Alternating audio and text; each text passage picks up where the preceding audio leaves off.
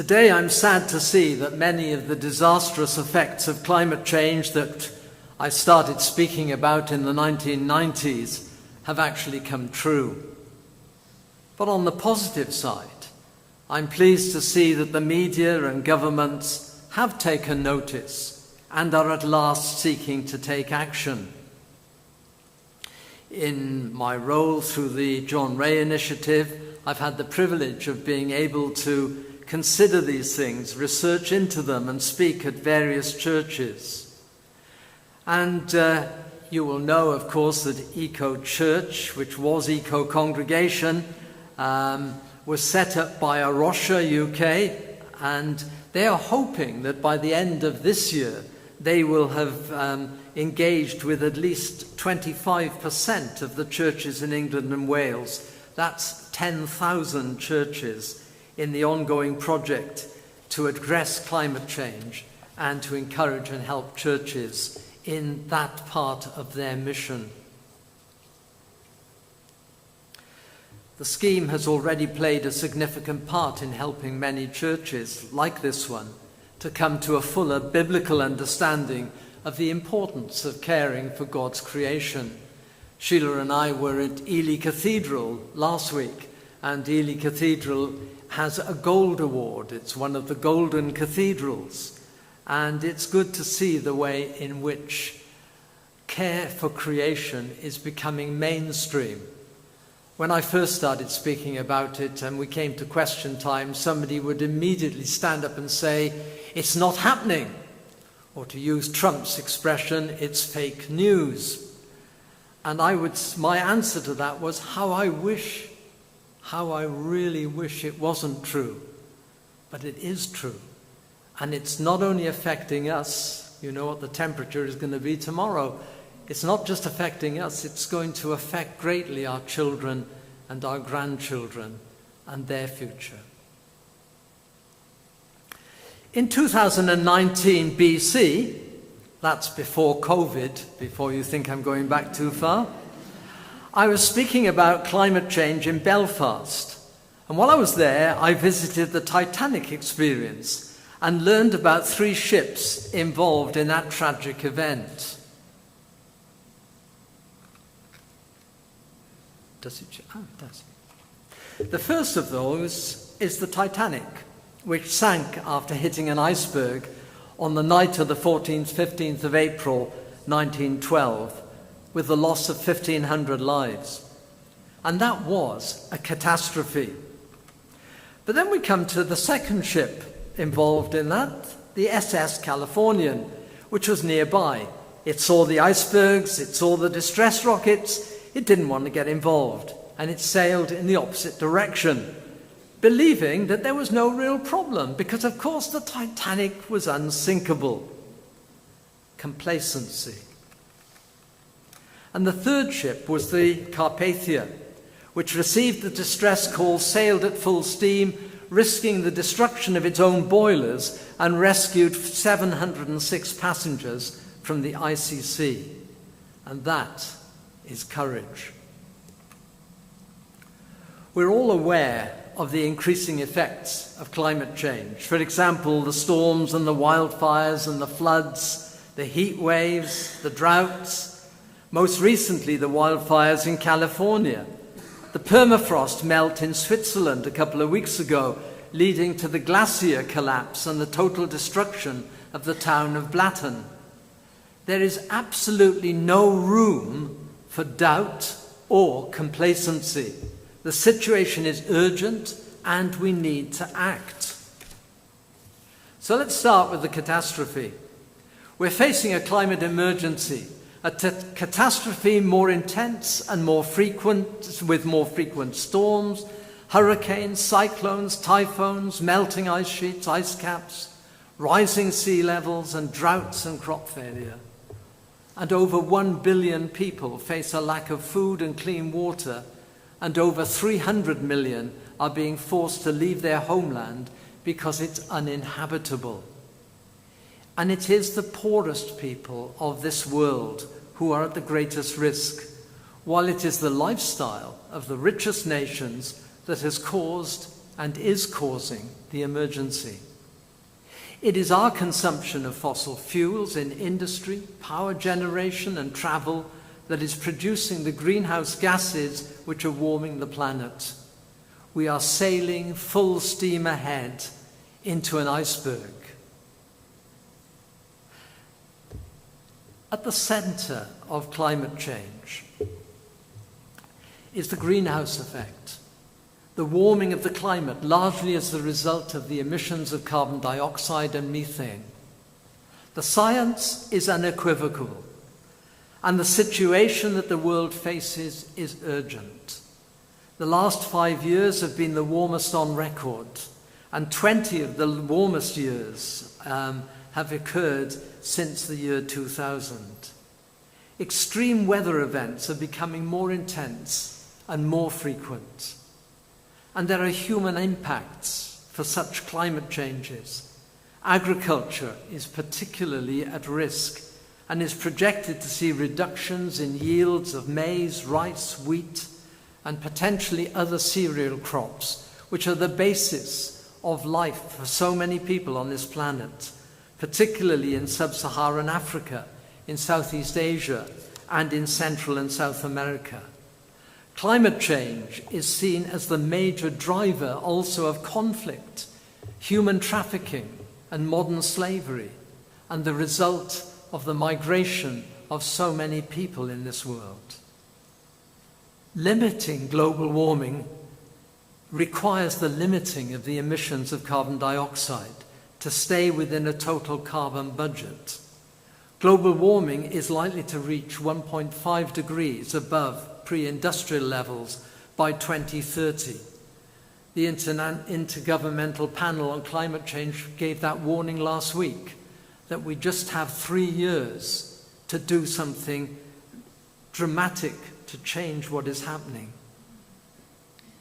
This will require far-reaching and rapid transitions in the economy, in energy use, in land management, in farming, in urban development, in infrastructure, including transport and buildings, and in industry.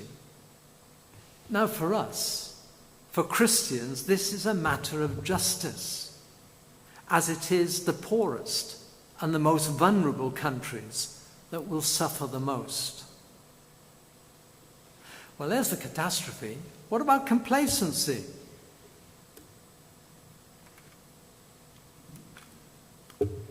Ignoring the overwhelming scientific facts, some people still suggest that the climate is not changing and that human beings are not responsible. But tipping points tell a different story. Some Christians think that it doesn't really matter because God will create a new world. Now that's interesting, isn't it? So God gives us a world, we mess it up, and God says, never mind, I'll give you another one, try again. I don't think that's how the Bible records the way in which God works. And certainly the Bible does not talk about a new world, but about God renewing this world.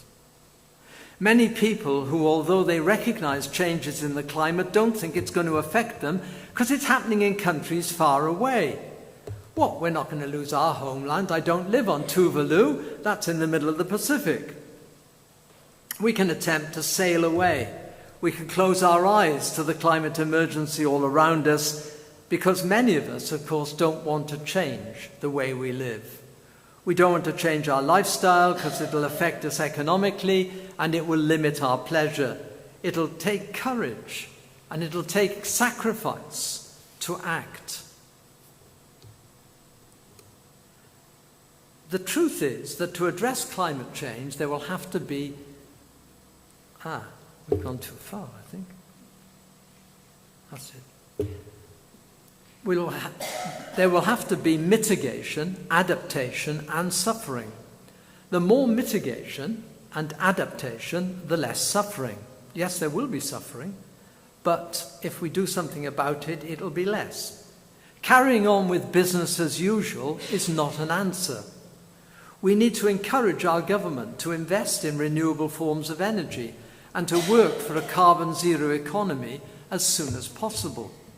So there's going to be courage involved here. When science confronts us with difficult decisions, we need both science and faith. Science tells us what's happening. Global temperature is rising, ice sheets are melting, sea level is rising, carbon dioxide in the atmosphere is rising. Well, most people now do believe the scientific consensus that climate change is happening and it is harmful to our world. But this is where science addresses our faith. Science can't tell us what to do. It tells us that if we choose to continue as we are, that these will be the results. We see the impacts of our choices being revealed by science. Rises in average global surface temperature will have scientifically predictable results. But science doesn't tell us what to do. It doesn't tell us how to act, because that's a value judgment and it depends on what we believe. And this is where we have to make the connection between our head and our heart, between the science and our faith. It depends on what we believe. In Genesis 1-3, we learn of God's good creation, human relationship with the environment, and human rebellion. Genesis 2 lays out God's design for human relationships: relationship with God, relationship with each other, and relationship with creation. And after the fall, we see that each of these relationships is broken by human self-centeredness and the desire for power and control. So I offer the question, is climate change disaster foretold here in human rebellion to God's good creation? Well, God's purposes are proclaimed through the covenant with Noah. God commanded Noah to conserve nature, and after the flood, God established the covenant with the whole of creation. We could go and look at the Psalms and see the temple worship of the Old Testament. And we see there that creation displays God's grace. We see that creation is praised. We praise God for the wonders of creation. Gone too far again. It does this, doesn't it? In the law, we find the laws of Sabbath and Jubilee.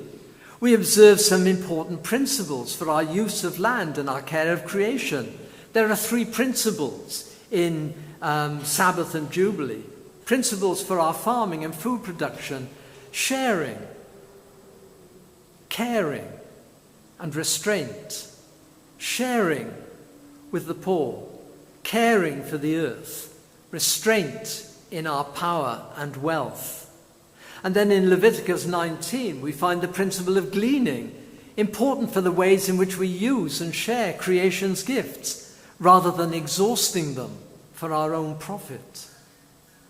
And the prophets are also very keen to point out how we care for creation. And Isaiah perhaps has the most pertinent words, where he says that the degradation of creation and the destruction of human lives is a simple result of us not keeping the covenant, not holding to our relationship with God.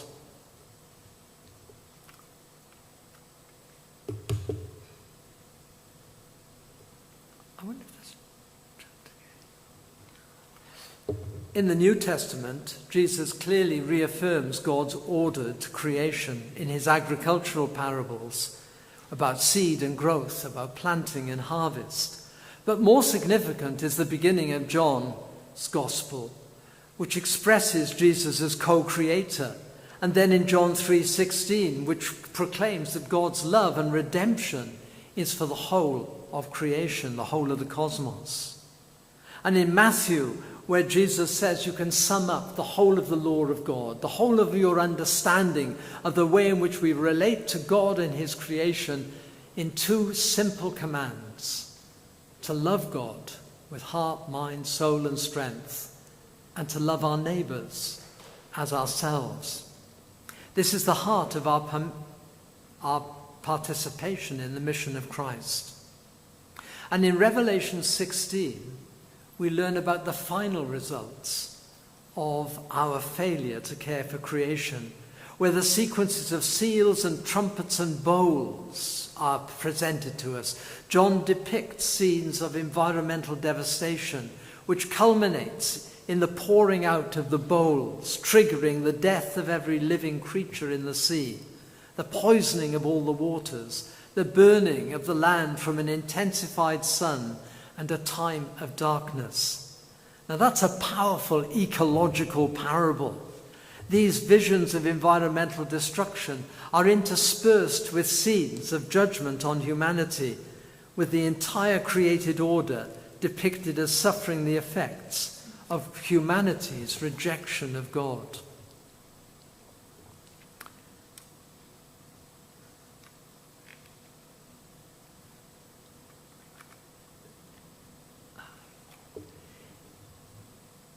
If we're concerned about climate change and the effects on the poorest and the most vulnerable people in the world, we should speak from our heart about what matters to us. Climate change is not an environmental issue. It is a human issue. It affects the air we breathe. It affects our economy, our world security. We need to recognize how climate change affects every aspect of life for all people. As the late Pope Francis said, we need an ecological conversion that follows Christ in hearing the cry of the earth and the cry of the poor. We find little to offer us hope in the science. Science shows us that we have made a mess of this world. We've underestimated the effects of climate change. But we need hope. For if we have no hope, we will fail. Hope does not come from science, but comes from our faith. The fear is in my head. The hope is in my heart. Fear paralyzes us, but God, through his Spirit, gives us love.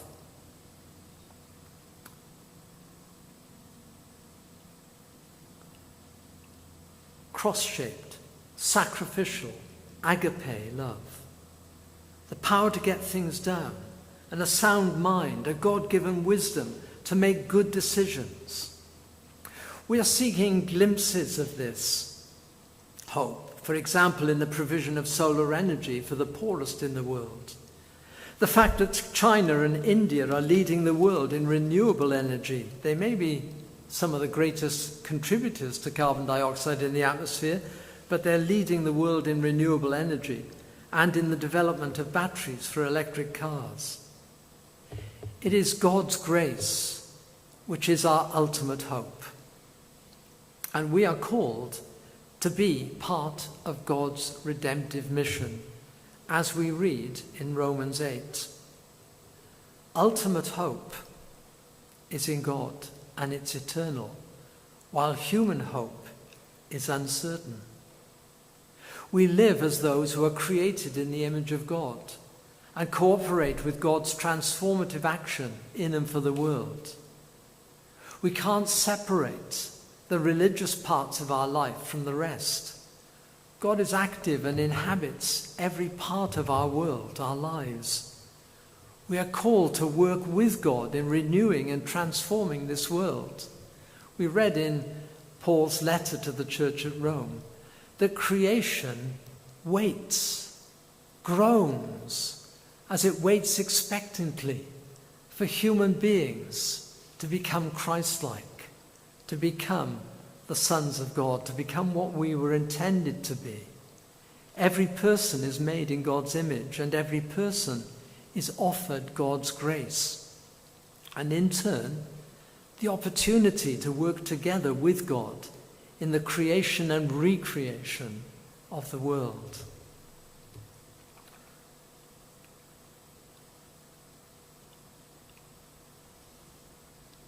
It's funny, this is not working for me. It's all right, don't worry. We look for Christian disciples to embody an alternative narrative, sovereignty and hope, to express an alternative model of society. In Christ we live as hopeful disciples, restored to our full humanity as God's stewards of creation, embodying the image of God, who has declared creation good and calls on human beings to exercise a godly care of creation. The church, or more specifically Christians, are now called to be an alternative society, God's kingdom people on earth, which creation waits with eager longing. Taking action is vital and is our Christian calling as disciples of Christ. And if you allow me another minute, I think I can't stop there, because it's no good hearing the words. It's no good seeing the pictures. It's more a question of, what am I going to do? And that's what the Gold Award is all about. It's actually more than filling in forms. This is actually when you get your hands dirty. This is when you start to act like the Carpathian and not like the Californian, and hopefully not ending up like the Titanic. So what can we do as individuals? Well, we can recycle. We can use as little plastic as possible and try and buy food products with as little packaging as possible. We can cut down on our use of electricity, gas and oil. We can transfer our power supplies to a green-sourced power. We can keep our car travel to a necessary minimum. We can use eco-friendly soaps and detergents. We can buy fair trade products where they're available. We don't replace, and this is the one that comes hardest, certainly to young people. When I was talking to university students, you do not replace your electrical goods, such as your mobile phones and your iPads and your televisions and your tablets, until they break down or wear out. I think I'm getting from EE at the moment 2 emails, text messages a day asking me to change my phone. I'm on my 3rd mobile phone since 1993. So you can see what a Luddite I am. Don't replace your clothes until they're worn out. And try to find new clothes through charity shops. Reuse, recycle. Look for goods produced by the circular economy, not those designed to be disposable. And then there may be lots of other things that you can think of, and you can feed them to David. But these are small steps, of course. But remember, it may be a very big picture. Remember the Chinese proverb, the journey of 1,000 miles begins with the first step. So what is the first step? As individuals here today, this morning, you're going to take as you go on your Gold Award journey. But then, of course, it's government and companies that probably need to do the most. So what do? Well, we write to our MPs, write to our local government officials, express our concerns about climate change, and please don't use a pro forma from A Rocha or Tearfund or somewhere like that.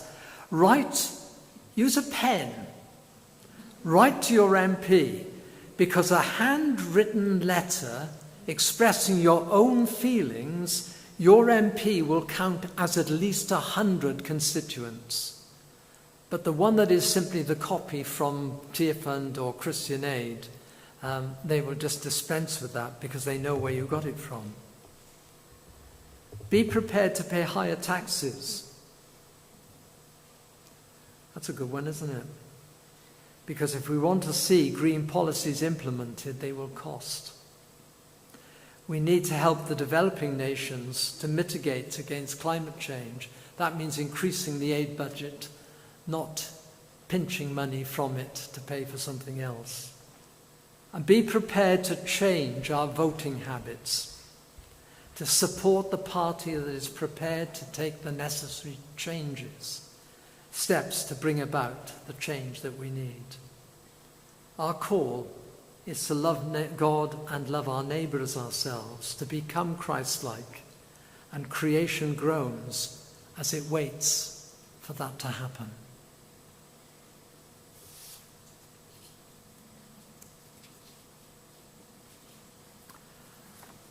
I pray that you will be successful in continuing your journey. Thank you, John, for your words. Very salutary and good for us to be hearing, and challenges there for us as well. At the end of the service, there will be coffee and tea outside. There are then going to be lots of activities. If you have to go home, please come back. During the afternoon, there will be also afternoon teas. They're starting at 2:30. If anybody's able to help with those, I know Natalie would be grateful. And this is the beginning of us having afternoon teas every 2 weeks until the end of September. So we will need cakes, we need helpers. And if it's easier to make a cake ahead of time, then either put it in your freezer and bring it along, or if it's easier, you're not going to be around, bring it to church and we can find a freezer for it to go into. So please be joining in that. It's a way of us making some more money, but it's also a way of us serving our community and people coming and enjoying that. So as I say, please stay. Please join in the activities that lots of people have arranged to make happen, and for afternoon teas. I just want to always do a quick scroll through. To save the dates. One is, there's lots about July the 13th, but the next walk is on July the 13th. And then on the 10th of August, we're going to have another walking treasure hunt that Michael and Carol and members of their family organise. Last year it was a huge success, so lots of people around, and it'll be an afternoon tea Sunday, so even more reason to come and join in with that. At the end of the summer holidays, we're going to be running 3 activity days. Jack's putting together a programme for primary age children, and again, he needs help. There's on the update, there is a form. If you can click onto that and say where you could help, Jack would very much appreciate that. The other thing is that on July, so if I tell you what the service pattern is over July, next week, 9 o'clock and 10:45. On the 13th, we have another joint service, and that's when we're going to say farewell to Matthew and Andrea. Matthew's going to be leading that service. I'm going to be preaching. And we want to give them a gift. If you haven't already contributed to that, the way to do it is to put some money in an envelope that says Matthew. Today, give it to Catherine or to Pete, and we will give them a gift. The other thing, you haven't got to go home and tell about this, Andrea, right? So, at the back, there are a basket of labels. And what we're inviting you to do, because aware that, some people won't be able to be here on the 13th, is to take one, is to either write a prayer or a message to Matthew that we're going to put onto a prayer tree for him. So, there's lots at the back in a basket. Jackie's got them at the back. Either have one now, there's pens, write on it and give it back to us, or take it home, bring it back next week, or bring it on the 13th if you're going to be here. So please, I'd encourage you all to do that. I think that's all. Keep cool. This is church. Church is open, and it's warmed up because there's lots of us and we've been singing. But normally if you walk in, it's beautiful and cool. So remember that tomorrow and the next day when we get hot.